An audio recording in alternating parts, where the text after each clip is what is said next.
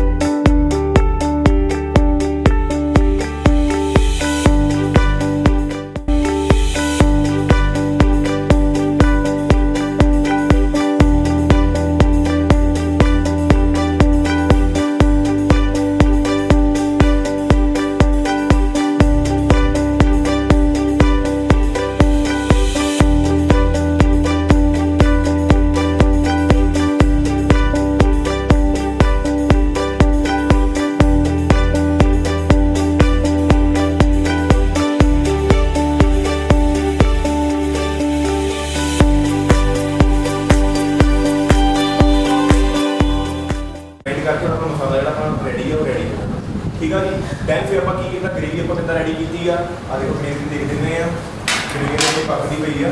Gravy आप कि ready की है। सब तो पहले की किया वा अनियन टमाटो रफली कटिंग कर लेनी है, स्लाइस करो ताकि एज यू विश जिदा कर सकते हैं। ठीक है वो काजू नहीं तो आप अजकल की होंगे टाइम बचाने लिए आप कर सकते हैं, नहीं तो अगे आप कर सकते कैशू की प्यूरी वक्री बनानी, टमाटो प्यूरी वक्री बनानी, अनियन की वक्री बनानी। बट आप अज की करना अजकल तुहानूं पता टाइम हरेक तो घट ही होंगे वा बट आपको चीज़ टेस्टी चाहिए होंगी है, इस करके आप की अनियन टमाटो एंड कैशू। क्योंकि जो बहुत सारी प्रॉब्लम्स आप girls and women daily life में फेस करते हो उनका हल आपको देने के लिए आए हैं। थोड़ा सा मैं आपको इनके बारे में बताना चाहती हूँ। He is doctor Sarabjit Singh, MBBS DGO PhD, और इन्होंने एडवांस रिप्रोडक्टिव मेडिसिन में फेलोशिप की हुई है। और ये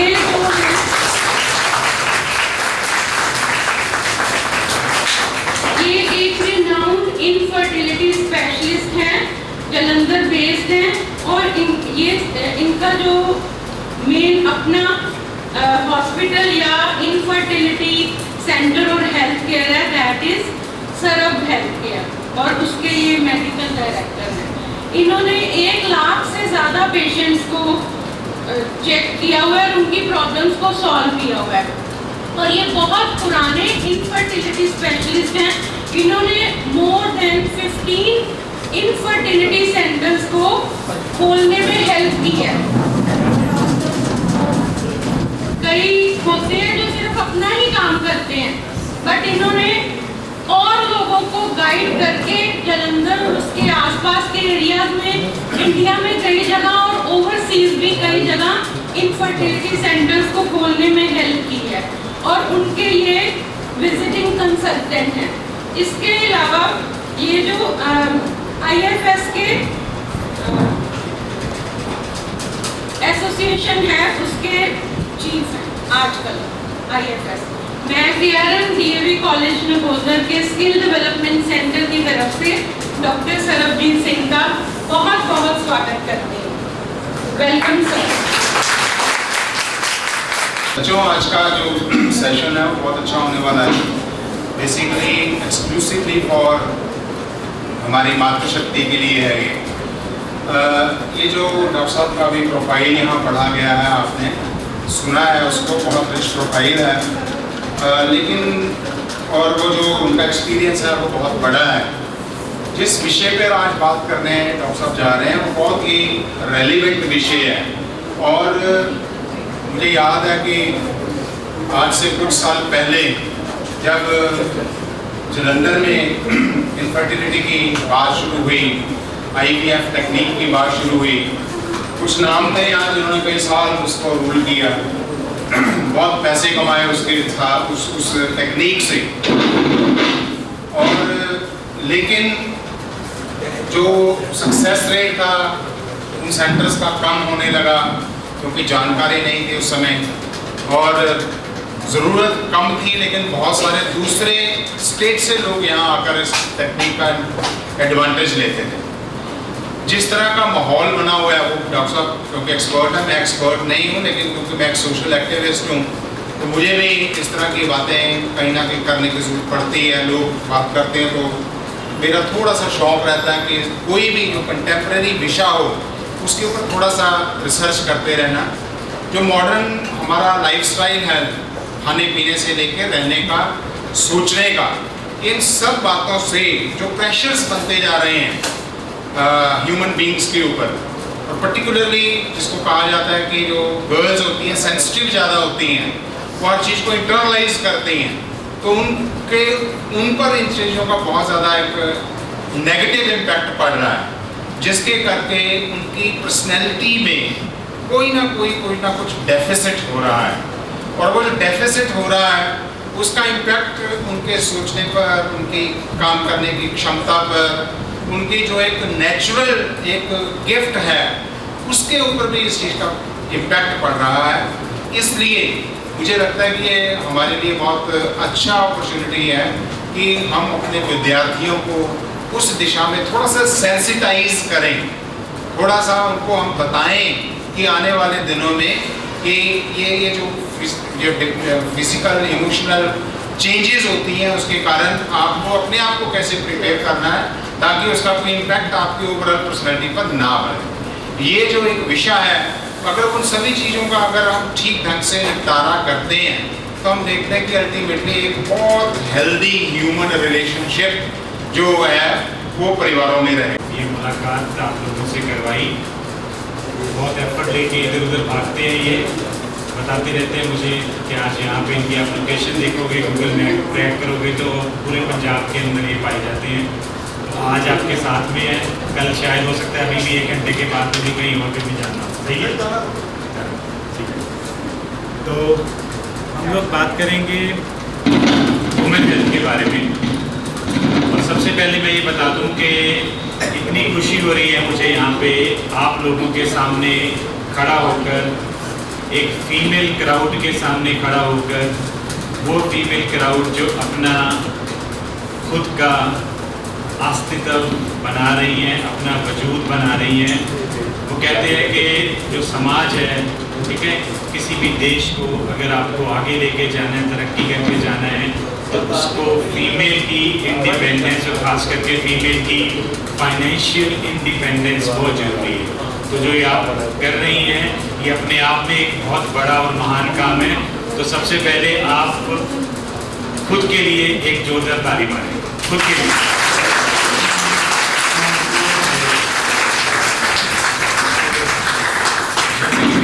देख पा रहा हूँ, मेरे ख्याल से हमारे पास जो एज रहेगी वो 20-25 साल के आसपास है, ऑलमोस्ट सबकी।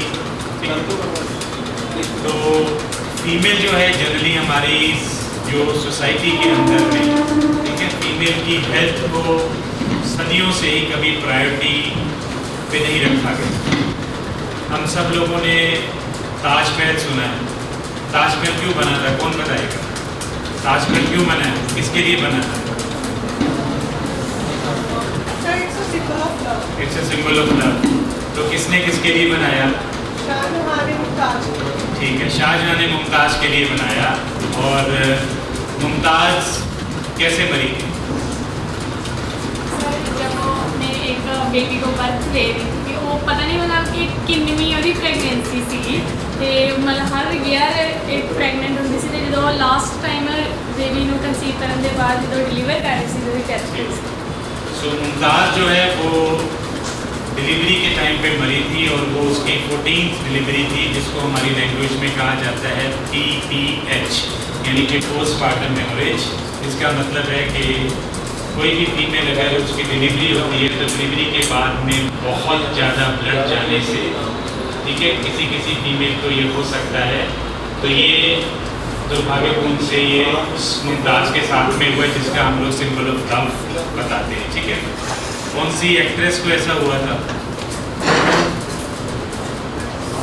मुंबई की कौन सी एक्ट्रेस को ऐसा हुआ था? समिता पाटिल कैसे मरी थी? तो ये कहना चाह रहा हूँ मैं कि जो वुमेन हेल्थ है वो एक निगलेक्टेड हमारे हमेशा सब्जेक्ट रहा है। हमारे समाज ने कभी भी फीमेल की हेल्थ को प्रायोरिटी नहीं दी और धीरे धीरे करके वो ऐसी अंदर रच गई फीमेल की साइकोलॉजी के अंदर में कि वो अपनी हेल्थ के बारे में बात करते हुए भी हिचकिचाती थी। थोड़ा सा वक्त चेंज हो रहा है तो हमें और चेंज करना है। तो सबसे पहले हमें ये कहना है आज के उसके टाइम के ऊपर कि I am comfortable with my menstruation. तो आप सबको जोर से बोलना है कि मैं अपने जो पीरियड्स आते हैं मुझे उस पर मैं कंफर्टेबल हूँ। सारे जोर से बोलिए कि मैं अपने पीरियड से कंफर्टेबल हूँ।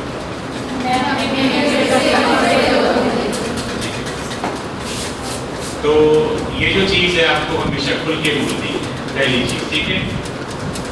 ये जो पीरियड्स की प्रॉब्लम है या पीरियड्स आना पीरियड्स ना आना, जैसे आप लोग वो काम कर रहे हैं, ठीक है, कोई शेफ का कोर्स कर रहा है, कोई ब्यूटिशियन का कोर्स कर रहा है, तो ऐसे ही ये जो पीरियड्स हैं ये मेरा ब्रेड एंड बटर है। तो कोई भी फीमेल अगर मेरे पास में आती है तो अपने पीरियड्स की प्रॉब्लम लेके आती है। और आजकल आपके एज के अंदर में जो सबसे कॉमन और आम प्रॉब्लम हो रही है वो है PCOS। तो किस किस लोगों को पता है PCOS क्या होता है? कोई फुल फॉर्म बताएगा PCOS की? बताइए।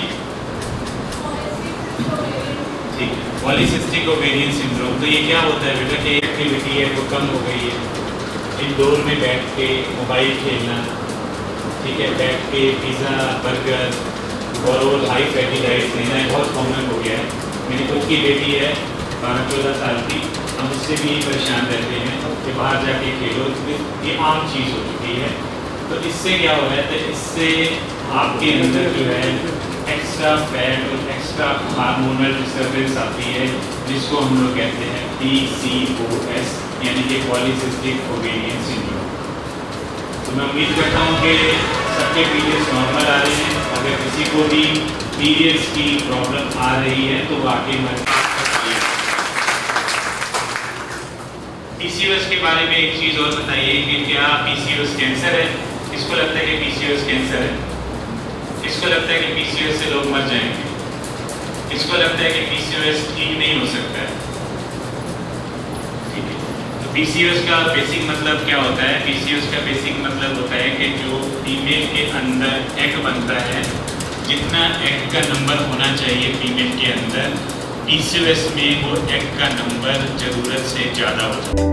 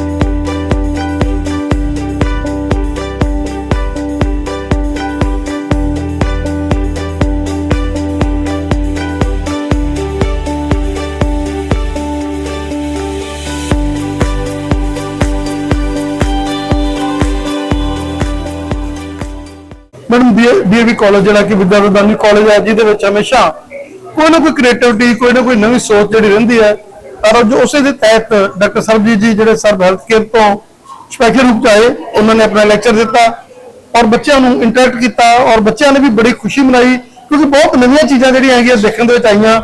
की कहना चाहोगे? हाँ जी सर, हम अपने यहाँ स्किल डेवलपमेंट सेंटर में चाहते हैं कि बच्चों को जो भी कोर्स वो कर रहे हैं उसके साथ साथ बाकी की सभी चीजें जो उनको लाइफ में हेल्प करती हैं उसके बारे में पता चले। तो इसी सीरीज में आज डॉक्टर सरबजीत सिंह हमारे यहाँ पहुंचे हैं और उन्होंने गर्ल्स को बहुत सारी ऐसी बातें जो वो नॉर्मली किसी से पूछने में हेजिटेट करती हैं और इवन कि अपने पेरेंट्स के साथ भी शेयर नहीं कर पाती, उनकी सभी जो फीमेल्स की रिलेटेड हेल्थ रिलेटेड प्रॉब्लम्स हैं उनके बारे में उन्होंने जाना। और अभी भी आप पीछे देख रहे होंगे कि बच्चे डॉक्टर साहब के आसपास एक ग्रुप बना के उनको कॉन्टिन्यूअसली क्वेश्चनिंग कर रहे हैं, क्योंकि उनको लग रहा है कि उनकी सारी जो प्रॉब्लम्स है उनका हल इन्हीं के पास है। Thank you. एक ऐसी संस्था है जिसमें हमेशा कोई ना कोई पॉजिटिविटी, कोई ना कोई नई सोच, और आज जैसे डॉक्टर सरबजीत जी ने आकर बहुत सारी नई चीजें, वो चीजें जो हमें जिंदगी में मालूम नहीं थी, उन चीजों के बारे में अवगत कराया। क्या कहना चाहें? सर नमस्कार, मेरा नेम है नीतू वर्मा और मैं यहाँ पे ब्यूटी थेरेपिस्ट की इंस्ट्रक्टर हूँ और मुझे यहाँ पर सर बहुत अच्छा एक्सपीरियंस रहा और आज का जो सेशन रहा बहुत अच्छा रहा, क्योंकि मुझे लगता है मुझे भी इनमें से कई बातों का नहीं पता था और मेरे साथ साथ बाकियों का भी बहुत बेटर हो गया सब आज सेशन। मैडम क्या कहना चाहेंगे? ब्यूटी वेलनेस की हम बात कर ले तो आज का जो सिनेरियो है जिसमें हर बंदा ब्यूटीफुल बनना चाहता है, और आप जरूरी नहीं है कि उन्होंने सनस्क्रीन लगाने हैं, उन्होंने महंगी क्रीमें लगानी है, आप जैसे उनको मलाई, मक्खन और नई नई चीजें बताते हैं। क्या कहना चाहेंगे कि आज आपके रसोई में सब कुछ है? जी सर, बिल्कुल सर। मैं सिर्फ एक्सटर्नल ब्यूटी की नहीं, मैं इंटरनल डाइट की भी बात करती हूँ, क्योंकि अगर एक तो आपको अच्छी डाइट होगी, नॉलेज होगी, तभी आप सब कुछ कर पाओगे। अच्छा खाओगे, अच्छा लगाओगे, गुड प्रोडक्ट, गुड ब्रांड वगैरह हो सब, और प्रॉपर केयर करनी चाहिए। Self care is must. Thank you so much sir. कैसा एक्सपीरियंस रहा आज? जैसे एक इंफेक्शन हुई है और एक ऐसी चीज के बारे में, हमें जिन चीजों के बारे में लिस्ट तो थे हमारे, लेकिन नॉलेज उतनी ज्यादा नहीं थी, उनके बारे में डॉक्टर सरबजीत ने हमें काउंसिल किया। क्या कहना चाहें? ओके सर, आज का जो सेमिनार था हमें इतनी वास्ट नॉलेज मिली कि हम अपने जो भी हेल्थ रिलेटेड इश्यूज हैं हमारे, उन्हें कैसे हम अपना लाइफस्टाइल चेंज कर सकते हैं। वो हमारे जो बैड लाइफस्टाइल है, जो हमारी बैड हैबिट्स है, वो हमारी कैसे जैसे ना अफेक्ट कर रही है हेल्थ पे, जो हमारी जो प्रॉब्लम्स है वो इंक्रीज हो रही है डे बाय डे। तो सर ने कंसल्ट किया कि अगर हम अपना लाइफस्टाइल चेंज करें, हम अगर हमारी कोई प्रॉब्लम है कुछ भी हमारी हेल्थ रिलेटेड, तो हमारे पास ऐसे स्पेशलिस्ट हैं कि हम उनके साथ कंसल्ट करके अपनी हेल्थ को भी अच्छा कर सकते हैं, और जो भी हमारी जो पर्सनल प्रॉब्लम सफर कर रहे हैं day by day in life, women's और गर्ल्स फेस कर रही हैं, तो हम अपनी जो भी प्रॉब्लम्स है उन्हें क्योर कर सकते हैं इन स्पेशलिस्ट की हेल्प से। So it was a great experience.